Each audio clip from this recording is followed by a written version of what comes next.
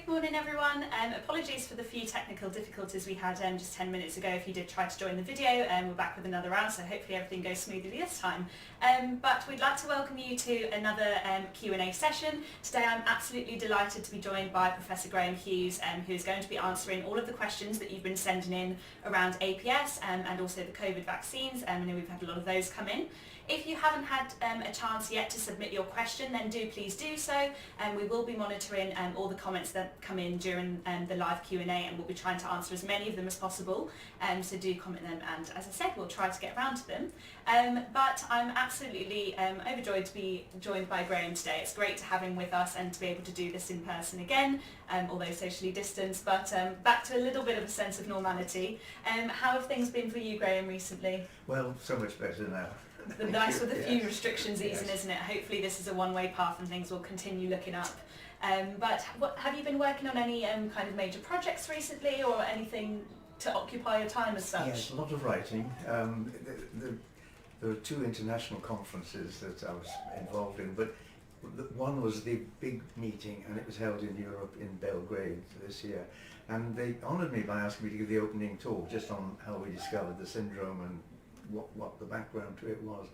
And it was videoed, of course, it was all virtual, so they've agreed to let us have it. So hopefully that'll be on our records here. Yeah, that's fantastic. We'll be adding it to the GHIC website, so if you would like to watch Graham's talk that he gave, then we'll absolutely put that up on for you, and you'll be able to watch that later on today, and it'll stay up on the website as well. But it's great that you're able to do things like that, isn't it, with technology these days? So it's definitely enables us to kind of connect to people around the world, which we've actually had a lot of people internationally submit questions today. We've had people from all over Europe, from Australia, South Africa, so as always it's great to be able to kind of connect and ask you the questions. But for those of you who are new to GHIC, I'm sure Graham doesn't really need an introduction, but I will give one anyways. Graham is the founder of GHIC, and he discovered the syndrome, so there really is no better person I could be speaking to today to answer all of your questions, and as I said, we'll be trying to get through as many as possible. If you do enjoy the video today, please do consider making a donation to GHIC. You can do so over on the website, and any funds that we're able to raise would be extremely appreciated, as that is how we're able to continue our vital work. So anything would be extremely appreciated, as I said. But for now, we'll get into some of the questions. As I said, we've had a lot around vaccines, so I think that's a good place to start. Obviously, with the news recently around the AstraZeneca vaccine in particular, there's kind of been some confusion about whether people should still be having it or not, kind of following the decision that several European countries have made to suspend it. Denmark has now fully stopped it, and in the UK, under 30s are now being advised to take a different type of vaccine. So what is your general advice for people who have APS and are kind of confused about this information? Where do we stand as a charity? What are we saying to people about this particular vaccine?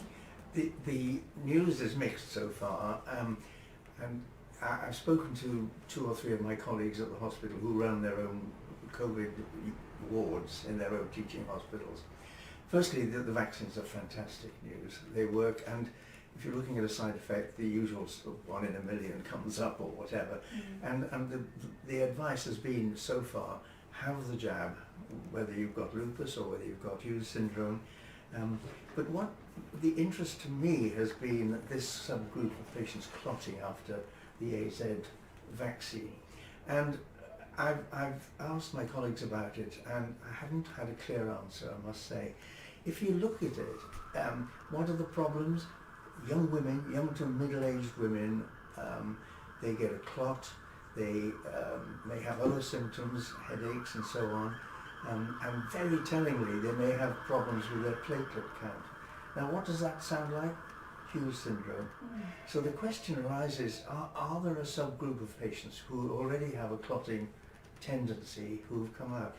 So far, the answer has not been the case, because 1 in 5 lupus patients, for instance, have positive anti-cardiolipin antibodies, that is the tendency to sticky blood. And yet, so far we haven't heard of any major problem with our clinics with lupus. To my knowledge, no one has specifically looked at anti-cardiolipin antibodies, which is a great shame. Maybe that news is already out there, but I haven't heard that.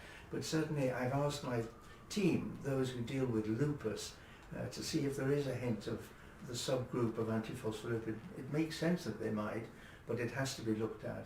Yes, definitely.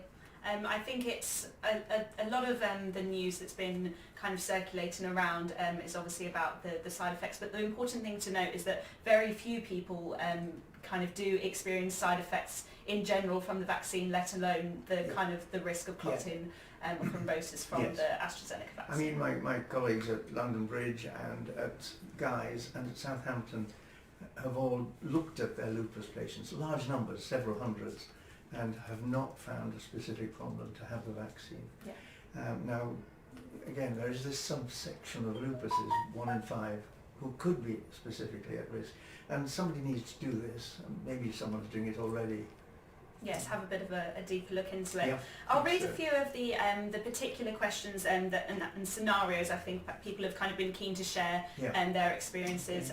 Some people have had the first dose but not the second. Some people are anxious whether to get it at all. So it'd be good to just kind of get a general idea of what people have been saying at the moment. So Diana has written in on Facebook saying, good morning Dr. Hughes, thank you for taking the time to talk to us today. I'm an APS patient living in the Netherlands and here we cannot choose which vaccine to take. People of my age with APS must have the AstraZeneca vaccine. If we do not take the vaccine, we'll have to wait until autumn. I also have asthma and chronic pulmonary embolism, so I'm quite afraid of the AstraZeneca vaccine, but also for COVID-19. I really don't know what to do at the moment, and the doctors in my country don't understand this and they still want me to have the AstraZeneca vaccine. What would you recommend in her case then? So she's APS positive, kind of, people of her age and pulmonary embolism, yes, and she's got no other option basically but to take the AstraZeneca vaccine. I would say she should not have the AstraZeneca vaccine, but that's based on little evidence at the moment. But she's antiphospholipid testing positive. She's just what we've been talking about, a patient at risk. And if it was my family member, I would say no. Easier said than done, of course, if the country or the medical establishment say it's fine. Of course it's fine for the millions of people, including asthmatics, I should say. One of my family is asthmatic and that has not been a problem. But it's really quite a problem for this young lady, and I would support her and ask her to contact others, to see what the background noise is. All the best. Yeah, okay. We've had another comment come in from Vicky Wilkins. Good morning everyone. I was diagnosed with APS after multiple clots to the brain. I've had the Pfizer vaccination. I'm now concerned if my children, who are 18, 22 and 24, are offered the AstraZeneca vaccine when the time comes, as I don't know if they may have APS. Do you think I should be worrying about this? The first thing is to ask you a couple of questions. And do your children suffer from frequent migraines, is one I always ask. Have any of yours who've become pregnant, I've forgotten what the oldest age is there, 24, but 24, pregnancy has had any miscarriages? Obviously they would have been tested, hopefully if they had, with a family history. If you can get one of the other vaccines, then yes, there is a definite genetic tendency in Hughes syndrome. And if, as I say, there are symptoms that worry you, like recurrent migraine or anything suggesting of a clot or DVT, very cautious. Definitely try best to get tested as well if they've not done the tests already. I think so. And sitting in clinic with a patient like yourself, going into the family history is so important. Have they had...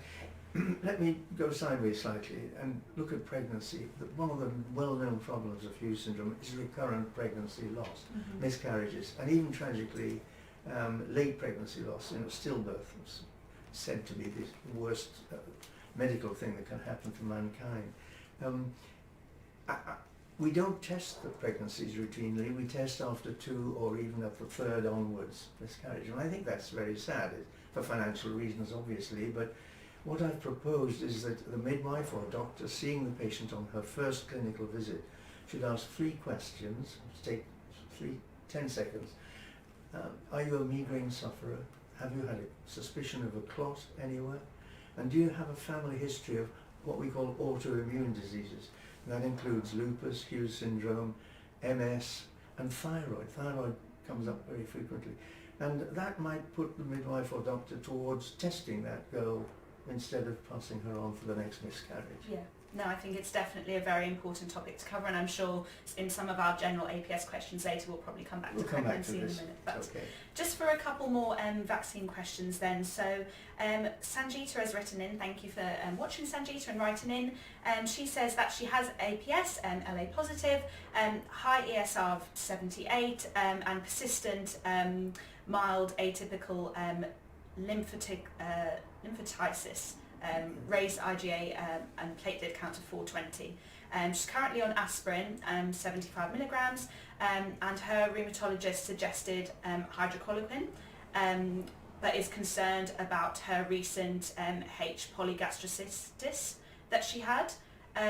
If her systematic inflammation is not under control, should she wait until the flare or infection comes under control before taking the vaccine? As this will elicit further immune response and possible clotting?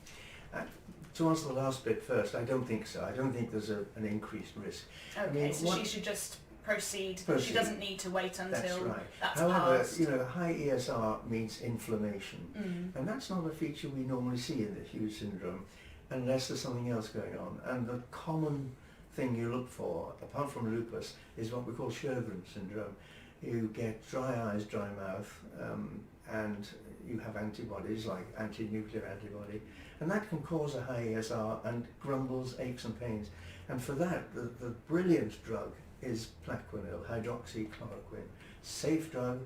I always use one a day, no more, because it's totally safe, both in pregnancy, and it has a slight anti-clotting action as a bonus. Okay, great.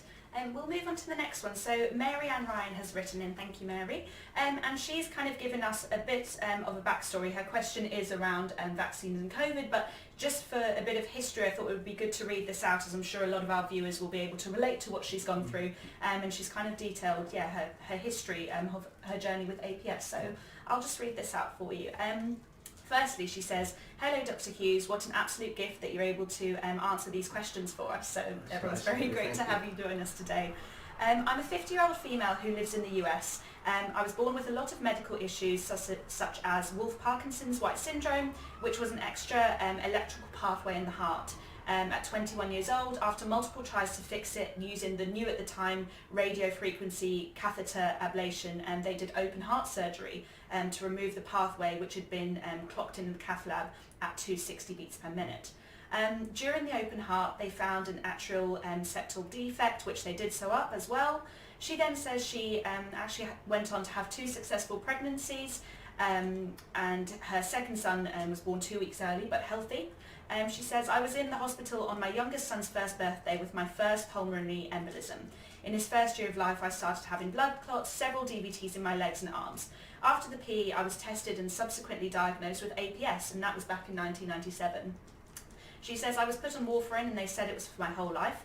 In 1999, I hadn't had another clot, so I talked to my haematologist into letting me get off warfarin. I then ended up with my second PE a few weeks later, so I got back on the warfarin until around 2017. My INR always bounced around, so I asked her if I could get one of the new ones. My haematologist switched me from warfarin to rivaroxaban, and then I've done well, no more clots. I have tons of other health problems, but I've been fortunate to have no further clots. So I'm sure, as I said, a lot of people probably relate to her experience. Absolutely. And just very clear-cut experience, and congratulations on finding the solution. Yeah. Can I say one thing about warfarin? People, the newspapers hate it. It's called rat poison for. It's silly, really. It is a life-saving drug in bad Hughes syndrome. And the commonest thing that I see with patients, inverted commas, not doing well on warfarin, is that they're not getting the right dose. And, they have a thing called the INR, which is the stickiness of the blood. And that, in many of our patients, the patients know it, that the INR has to be high. In other words, the blood has to be thinner than that. And the ratio of 3 is what most people, for old people, they get 2.5. But some of our patients need a higher dose, up to 4. And, a lot of self-testing around now, and I totally buy that. It's so helpful. There's a machine you can buy. And, when the INR, or say the headaches return, or I get another clot, I'm still on it. The reason is you're not getting the right dose. Now, Are the new anticoagulants any better as an alternative? It's a very mixed picture actually. Some patients like you read about have done very well. In some cases they cannot tolerate warfarin, it bounces around incredibly badly. So watch this space. We use it in a number of patients. Teenagers especially won't have warfarin, and the new ones. But there have been worrying episodes of patients going onto the new anticoagulants and getting a clot. Yeah, no. I think it's very interesting, as you said, watch this space for any further developments, but it's important for patients to be able to get their INR levels kind of at a stable as possible, and monitor if they are on warfarin. You know, when the self-testing kits really do help, that giving that flexibility that they don't need to go into the testing centres to have that done anymore. Totally, it's like the diabetic needs her own blood testing. Yeah. You know, it's such a pity that people have been told not to bother with their own testing. You know, that, of course, in collaboration with the anticoagulant clinic. But no, of course. I think when used in conjunction, then really is the best recipe, isn't it? Well, Mary just finished off by saying that her question is whether or not I should have the COVID vaccination from an APS standpoint. I'm in northern New England, in the state of Maine in the USA. There aren't many doctors around here that know that much, if anything, about APS. Here the CDC guidelines say no one on blood thinners should get the vaccination, and they pulled one out of use because of side effects of clotting. So that is her kind of standpoint in the US. She's unsure, she hasn't got a doctor that she can go to. The guidelines are saying if you are on blood thinners you should not get the vaccination. So what would you kind of advise with her situation? I'm surprised at the advice. Most illnesses have not proved a negative problem for the vaccine.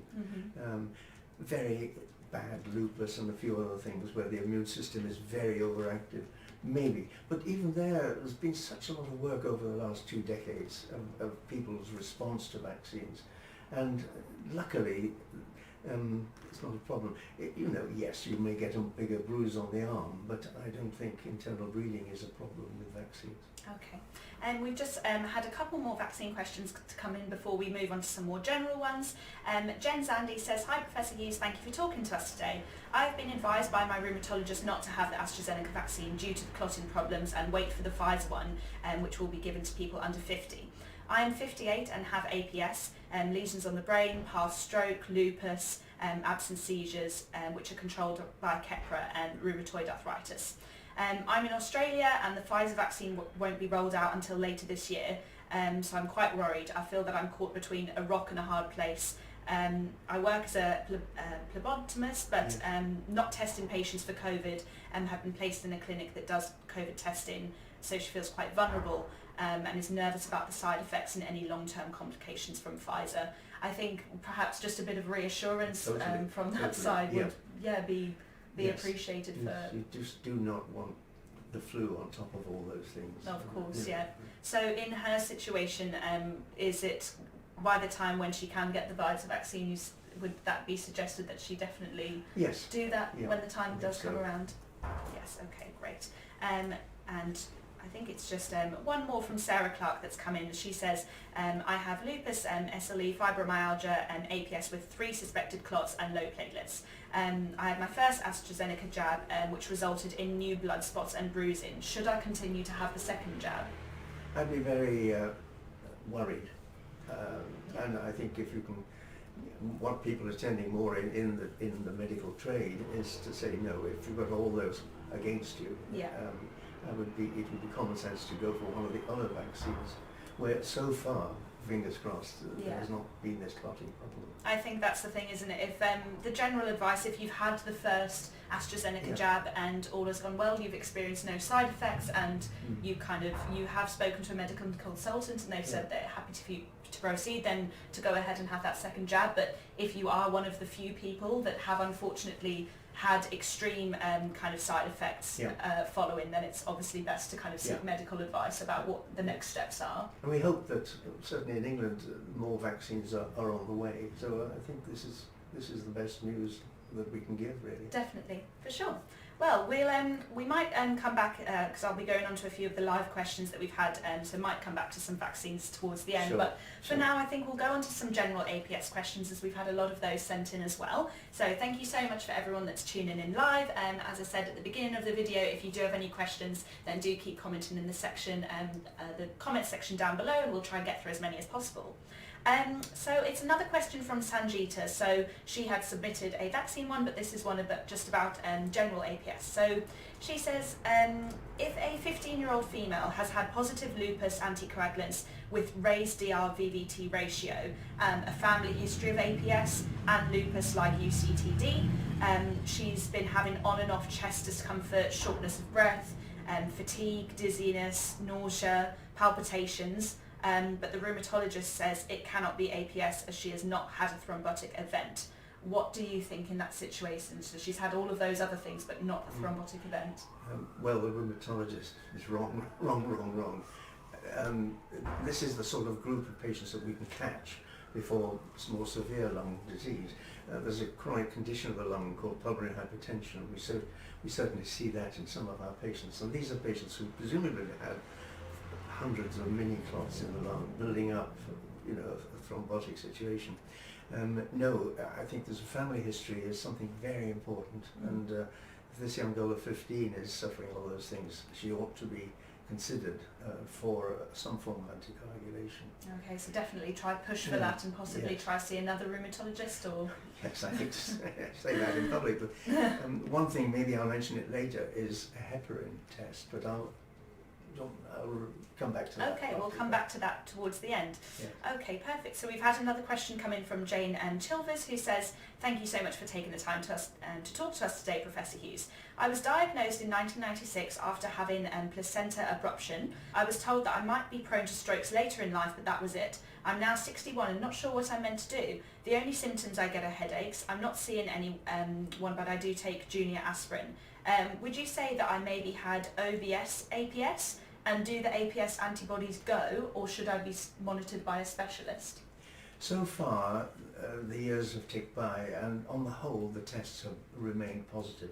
Having said that, there are patients over the years whose tests become negative, and that's where we don't know what to do. Certainly she's right to be on aspirin, but I think to be looked at again properly. What are the hints? Is the libido, that is this blotchy rash on your arms and legs, that's a risk factor. So she needs someone who knows about the antiphospholipid syndrome to think about things. She's done very well, but you know, she has possibly some... just best to act on the side of caution in that case, and do kind of get a more recent check if she hasn't seen a specialist in many years. I think so. And to do any harm. I mean, I saw a lady not so long ago who had a mini stroke at the age of 50, and when she was, I think it was 18, she was turned down for a job. She's American. She was turned down for a job in a Wendy hamburger joint because in America, in those days, they tested you for syphilis. Now, guess what? The syphilis test can be positive. We call it false positive, of course, in patients with it. So she had the tendency 35 years ago, you know, now it came out. So it's still a young disease, in inverted commas. Yeah. It really is. Wow, that's really interesting. No, so definitely, I think very good advice there to act on the side of caution. Yeah. Do see a specialist. Obviously, she's still having those headaches, so it's possibly best to just see if there's anything else that they do pick up and just act on the side of caution. Mavis Beavan has said, thank you so much for giving your time to talk to us today with this Q&A. Lovely comments coming in, thank you. On to the next question then. Emma Fox has said, I'm currently waiting for my second blood test after suffering a stroke 8 weeks ago. I tested positive in 1999 and 2005, but didn't quite understand the implications. I was told at the time not to worry. My question is, should I be waiting for one more positive test before my medication is looked at? Can I ask you, did she give her age there? No, she's not given her age. I'm not sure of her age, but obviously if she's tested positive twice, first time in 1999, so we can assume that she's kind of possibly older than 40. Yes, but it sounds a ridiculous thing to say, but who wants a stroke? You know, who wants a stroke? She's got a major cause of stroke, which is sticky blood. Yeah. She's getting symptoms. As she had a brain MRI which showed little sky at night dots, and if you're having mini strokes, it's very important question that this lady has raised, because in this country anyway, the government is now supporting a screen to look at diagnosis of early stroke. You know, and that's a tremendous thing to do. But to my knowledge, they're not advocating tests for sticky blood, which is important. Okay, yeah. So I think definitely for her to get back in contact with her specialist and, and take those measures as necessary. Sure. Okay, great. Georgina emailed us in and said that her son was diagnosed with APS back in 2015 at age 23, having suffered a stroke. He was initially put on Plavix and then changed to rivaroxaban and then back to Plavix. Last week he suffered a clot in his left elbow and is now back on rivaroxaban. I worry for him as he's only 28. He's a patient in Cork Mercy Hospital, Ireland. He's now home, but as a child he suffered with migraines. I think she just wants a bit of advice from this point of view. What's best to be in that situation? He's obviously suffered a stroke at a very young age, and she's possibly looking for the best way to now monitor this going forward. Where do they go from here? Sure. I know the hospital. I gave a talk over in Cork actually a couple of years back. She's very correct. She does need to be so positive about treatment here. Now, Plavix, many of you may not know, Plavix is, I call it expensive aspirin. It's a very useful drug because it doesn't have the side effect so much of indigestion that aspirin has, but it's expensive, and therefore the main thing that's used is aspirin. But for someone young at this age to have had a stroke, aspirin is not the right drug. It's not strong enough, I'm sure of it. Okay. And rivaroxaban may be the correct approach, and she's obviously been in good hands medically, where they've got him on the right drug. But as I mentioned a quarter of an hour ago, that some doubts about these patients with rivaroxaban, that it's not totally as useful as warfarin. I mean, he would be safe, inverted commas, on warfarin with his own testing machine and an INR in the therapeutic range, which is 3.5 or even slightly higher if he's a muscular young chap. 4. Okay, definitely. Well, hopefully she'll be able to kind of work from that and make sure that treatment is really spot on to avoid anything like that happening in the future. On to the next one. Renata has written in saying, Dear Professor Hughes, I am triple positive without clot or miscarriage, also have SLE, currently on aspirin and hydrochloroquine.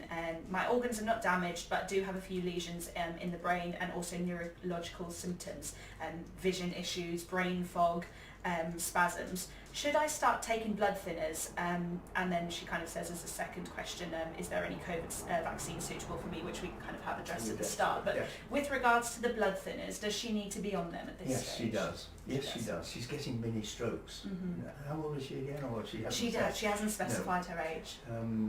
No, and maybe I'll mention heparin at this stage. Maybe she can't get it, but we discovered about 20 years ago that a heparin trial was worth a thought. And if you're a doctor faced with a patient like this patient who's getting worrying symptoms, the brain's involved, brain fog, memory loss, and has had lesions to be seen on the brain scan MRI, then you seriously have to consider warfarin. Now, if you're the doctor treating that patient, it's a huge jump from aspirin, which is nothing, to warfarin, which is a whole lifestyle changer, you know. And what we described a few years ago was that low molecular weight heparin, safe heparin, would be worth a try. Why? Because in the pregnancy clinic for women who've had recurrent miscarriages, we use heparin injections, daily, which is, unpleasant, and they don't have a single headache through the whole 9 months. They don't have a single. And I suggested that maybe a 2-week trial of heparin, obviously self-administered, and if they come back saying no good, fine. If they come back saying all the brain fog has gone, and we see that, and we've measured it, and it is very dramatic, word finding down in the 20% range, coming up at 90 after 2 weeks of heparin. That gives you a little bit of help in making a decision about whether to go for warfarin. Yeah. Okay, great. It's definitely something to consider. Yeah. Thank you for explaining that. I'm sure a lot of people would have found that very helpful. Rebecca Jane wrote in saying, hello Professor Hughes, I hope you are doing well. I have Preeclampsia. Yes. I'm not sure Yes. pronouncing that right. With my first pregnancy 20 years ago, so in my second pregnancy I was under a consultant. Tests were done and APS antibodies were found. Okay. Hughes syndrome was mentioned to me, but I don't recall having a second blood test, although maybe I've just not remembered correctly. I had to inject Fragmin for the rest of the pregnancy. That's heparin. Fragmin, another name for it. Okay. Low molecular weight. And then again in the last pregnancy. Should I be on medication now, or is it possible to have purely a speed-trick APS? I'm due to have my second vaccination, which is the AstraZeneca version. I'm unsure if I even have APS at this point or not, so I'd be grateful for any advice. Well, classically APS, you have to have a positive blood test. Although, you know, there are patients undoubtedly who don't, or the tests have become negative. Should she? Yes, she should be concerned again. Not as concerned as some of the other patients we've heard. One of the worries that we have is now that the obstetric world has learnt about Hughes syndrome, and it's revolutionised the testing. I mean, in 1983 when we described it, apparently this success rate in pregnancy was down at 20%. Now it's over 90% in these patients. Fantastic. So it's a huge change. But then a number of patients, as my colleague says, you know, bottle of champagne for the obstetrician, off they go, that's it, no more follow-ups. And you worry that those patients 20 years later might get sort of funny symptoms like a seizure or a stroke, and the thing not being put together. Yeah, okay. So with that then, where she says that she tested positive for antibodies, Yes. but then didn't go on to have the numerous other tests. Is it possible to have APS antibodies but not actually have APS? Yes, yes. Okay, so I I think mean, that's an important it's kind an of important- distinction to make, Yeah, isn't it? it is. And again, specifically, if you look at relatives of patients with APS, there are a few, like teenagers, Yeah, whose tests are positive and haven't yet had anything. yeah. But there's so many symptoms. The organ that's most sensitive in Hughes syndrome is the brain, and the brain is a pretty stupid thing. If you have brain trouble, you can either get headaches, migraine, terribly common, or more worrying things like strokes or memory loss. One of my ladies, she couldn't remember which exit from the roundabout when she was taking children to school. You know, really focal problems there. Yeah, it's definitely something I think, important to note that the antibodies don't necessarily mean that you have got the disease, but to be on the lookout for those other symptoms that Yes. could be really Yes. good indicators Yeah. as well. A question from Pam Thomas, who is writing in from Pretoria, South Africa. Right. So as I said previously in the video, we've really got Yes. an international audience here. She says, "Hello Professor Graham Hughes, I have APS and I suffer from sensory overload with all the associated muscle, joint and body pain, as well as difficulty managing mentally an environment with multiple simultaneous events with particularly sensitive hearing amplification. Yes. Is there an association between APS and sensory overload at all? And yeah. if there is one, is there a treatment to make it more bearable when it does flare up?" Well, yes, the nervous system, not just the brain, but the nervous system is in danger with Hughes syndrome of being affected, and it's quite possible that there is a link in this lady's case, and she should be looked at, tested, and considered for treatment. Aspirin alone maybe, but even the heparin trial, 2 weeks heparin, to see if that does anything positive. Safe treatment, a little bit bruising, the injection, but as I say, my Guinness Book of Records patient, she may be listening now, but she's been self-administering heparin for the last 10 years. Bruising, but totally full life otherwise. And when I threw up my hands in horror, you know, at this, she said, "Oh no, it's no problem. My husband's a haematologist." Great to have that there. Well, yes, definitely. I think that for Pam to kind of the link could be there, and to have a look into Yes, treatments and yes. things, and possibly. For instance, the nervous system's funny, but there's a thing called POTS. I don't know if you've come across this, and it's paroxysmal. It's the autonomic nervous system, the inside, and you get funny turns, fainting, low blood pressure, tachycardia when you stand up, and nobody really knew what was causing it. Very difficult to treat. Bowel function, sweating was funny, and we have a number of cases now who've got Hughes syndrome who presented as an autonomic problem like this. So the the ripples are widening across. Yeah. No, that's really interesting to see the kind of links coming in, and I'm sure as the years go on, probably some more will be uncovered. Yeah. Hearing imbalance. I've got a colleague in London who referred me lots of patients whose presentation was ataxia. Oh, I see. Yeah. Wow, that's really interesting. Well, again, watch this space for that, isn't it? So we've had lots of questions coming in live. Thank you so much for everyone that's been watching. Sanjita, whose question we answered earlier, said, I'm so grateful for the information, as sometimes it's not all put together for people who are trying to get diagnosed. It's very helpful having these sessions in your time, so it's very extremely appreciated. Mavis on Facebook says, my daughter Julie has been through what we thought was angina. The tests say no. The doctor said that it could be the stomach. We were out walking and this pain hit her and she fell to the floor. Can you give your opinion as to what this could be, please? She is 51 years old. I find that very difficult to know. Actually, it's very serious, obviously, but she will need brain scan and investigation. Yeah. I don't know from that discussion whether there have been other features of the antiphospholate syndrome. Has she had migraine as a teenager? Is there family history? The same few Important questions. to tick off those symptoms. Yeah. Okay, definitely. Well, those symptoms are over on the GHIC website, so possibly a good bit of advice to Mavis would be to go over to the GHIC website, have a look, see how many of those symptoms she's able to tick off, but definitely seek some medical advice for what could be happening there. If I may say so, I think that charities like this are vital for patients. If we can get all this information here on this is far better, because patients trying to get appointments with doctors, it's a nightmare. No, exactly. So many patients, don't they? They really struggle due to both kind of the lack of understanding in some doctors, and then also just, especially at the moment, just trying to get that information and appointments is virtually impossible. So I think it's very important to be having these discussions. Cecilia through Twitter said that she was diagnosed with APS, lupus, and have gone through IVIG therapy to reduce my antibodies. I have, however, started to feel diffuse symptoms. Does this necessarily mean that the antibodies have gone up? No, it doesn't. The level of antibody is only loosely connected with the problems. Okay. Some patients have strokes with quite low positive tests and vice versa. So it doesn't is the answer to that. Okay, great. Thank you for clarifying that. Another one through Twitter from Kay. Could Professor Hughes tell me whether estrogens can cause small nodules in the lungs? Also, my joints and muscle pain gets worse and worse. Is this Hughes syndrome or Sjögren's syndrome? Sjögren's syndrome. Okay. It's common. It's commonly missed. It's a cause. It's an older woman's disease usually. I mean, the commoner cases are 40 as opposed to lupus 20s.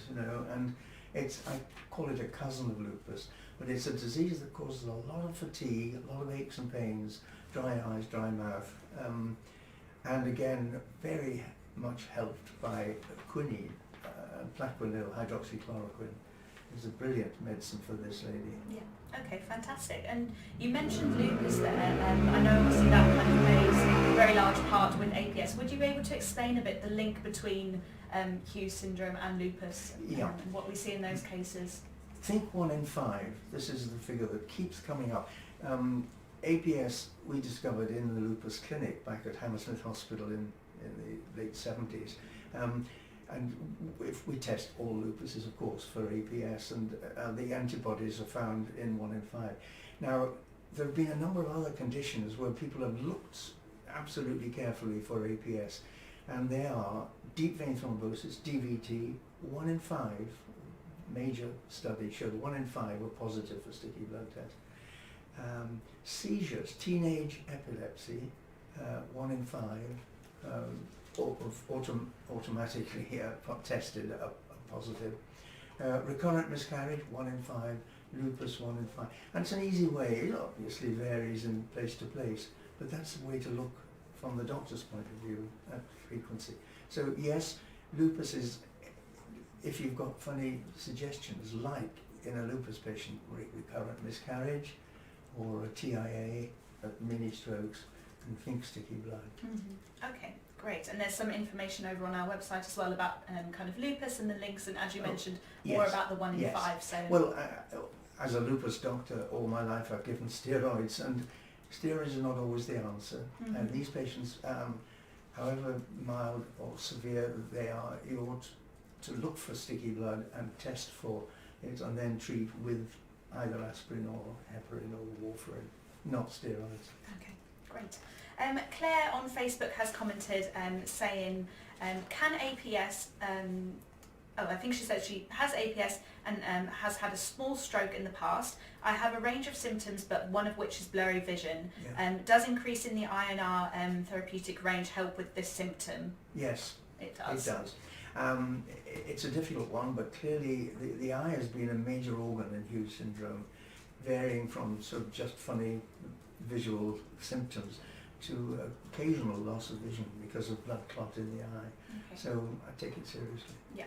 Siobhan also says on Facebook, she's 39 years old. After 4 miscarriages, I was diagnosed with APS. I was put on Clexane and aspirin and had a successful pregnancy. Currently on no medication with no symptoms. Do I still need to be on medication at this point? This is what we were talking about with the previous patient. Yeah.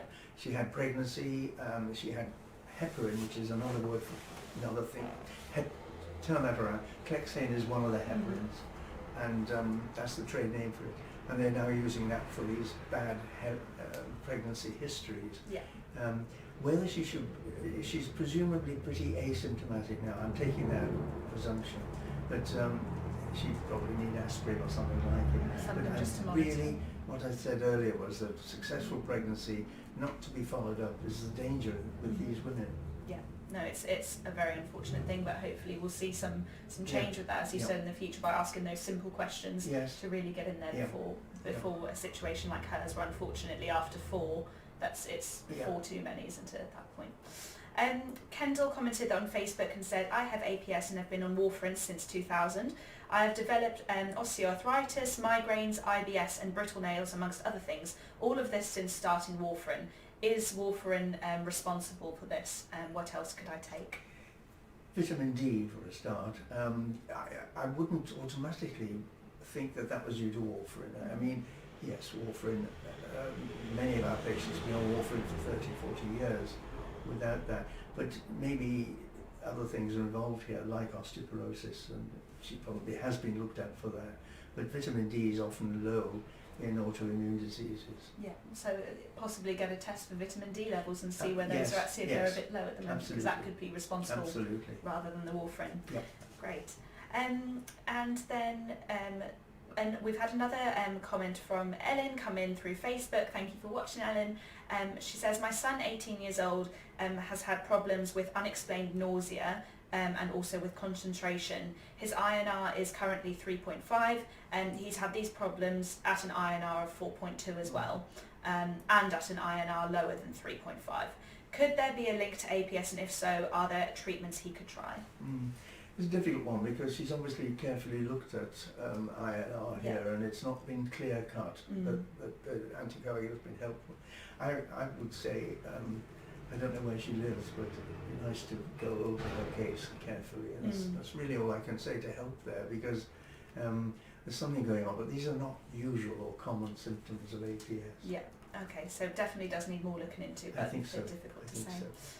Leslie on Facebook has said, how can you explain to a GP the difference between a normal migraine and an APS migraine? So it's obviously a symptom you've spoken quite at length about, and how does one make that distinction and convey that to a doctor?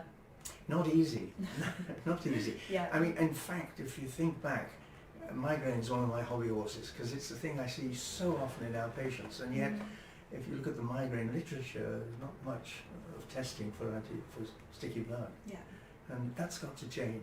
I think, a teenager with a family history or any other, I once made a list of things that added up to a possible diagnosis. I think it's on your website somewhere. If you look at that list, and if your son, tots up 20 points on the list, you really ought to be looking.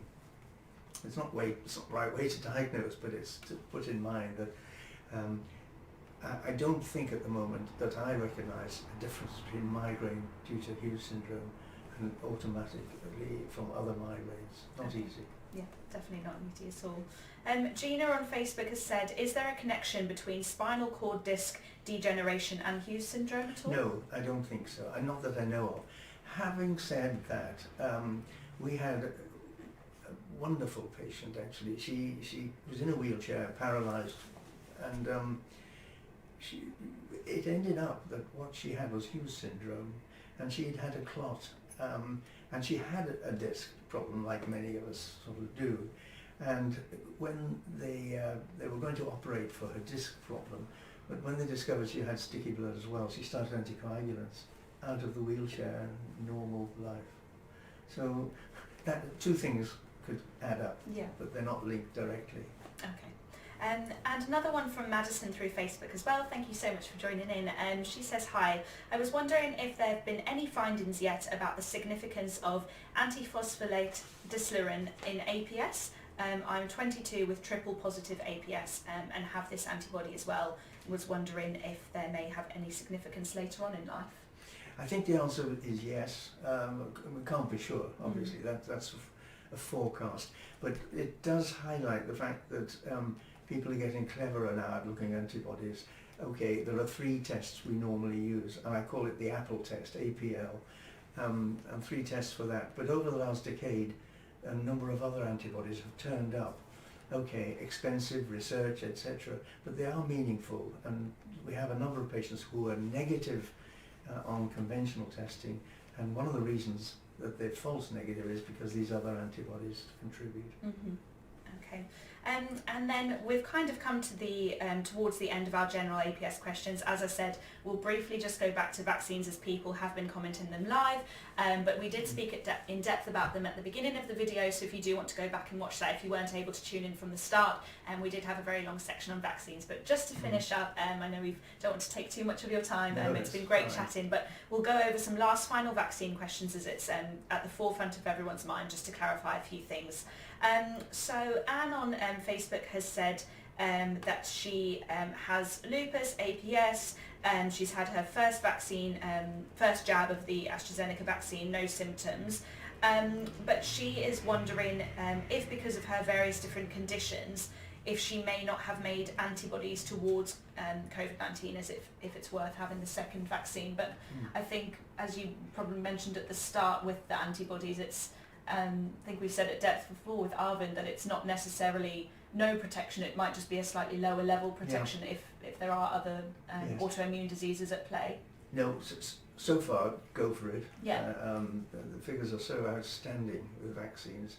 Just this worrying story about a few clots. I think you're 31 when I last read about it, Europe-wide or worldwide.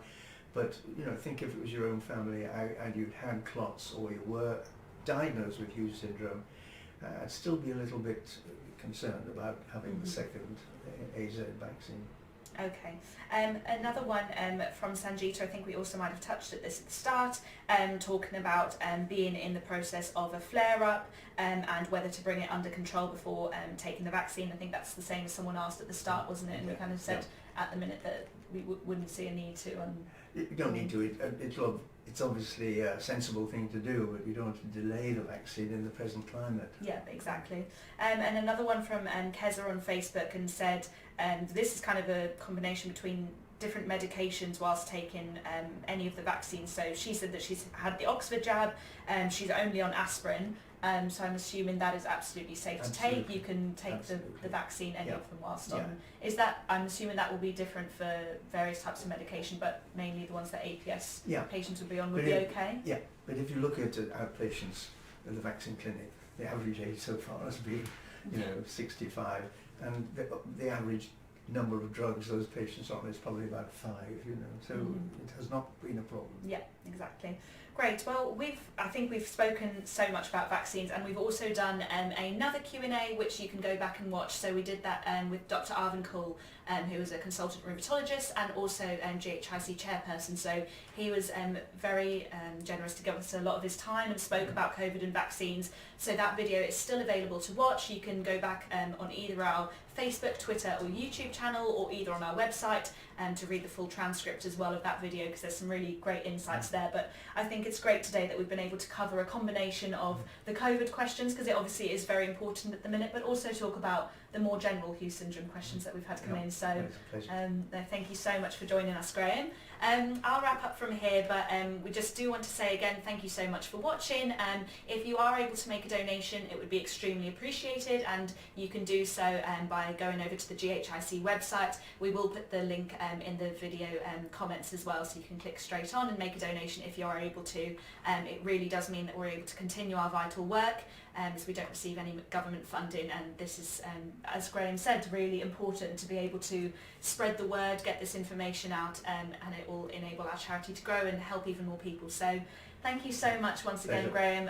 I'm sure we'll do many of these in the future. We'll have another one coming up next month, possibly with Arvind, or someone else might be answering some questions. So if you do have any other questions that you'd like asked in the next session, then do just email them across, or you can leave them in the comments and we'll kind of keep them behind for next time. But for now, thank you so much. It's been great chatting to you, and thank you for joining in, guys.